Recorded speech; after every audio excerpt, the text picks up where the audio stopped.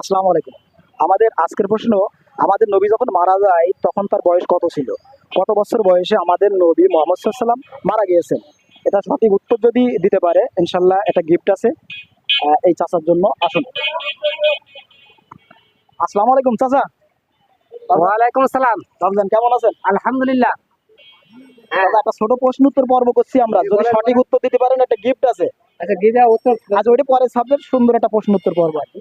প্রশ্নটা হলো, আমাদের নবী যখন মারা যায় তখন তার মৃত্যুকালে বয়স কত ছিল? নবী সাল্লাল্লাহু আলাইহি ওয়াসাল্লামের 65 বছর, 63 বছর, 63 বছর। শিওর আপনি?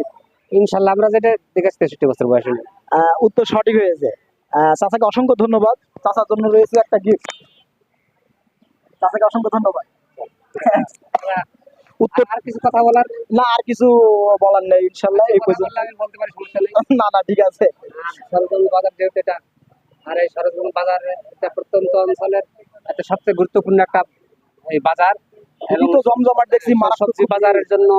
তারপরে সবচেয়ে বেশি আর চুয়াডাঙ্গা সদরের সবচেয়ে একটা ব্যবসার কেন্দ্র। কেন্দ্র, বুঝতে পারছি। কিন্তু গুড়ির অনেক চাহিদা। জি জি, গুড়, খেজুরের গুড়ের জন্য সবচেয়ে বেশি এখানে আমদানি হয় এবং এখান থেকে দেশের বিভিন্ন জায়গায় রপ্তানি হয়। তবে অসংখ্য ধন্যবাদ সুন্দর তথ্য দেওয়ার জন্য। ঠিক আছে, চাচাকে অসংখ্য ধন্যবাদ সঠিক উত্তর দেওয়ার জন্য। আমাদের আজকে প্রশ্ন ছিল, আমাদের নবী যখন মারা যায় তখন তার বয়স কত ছিল?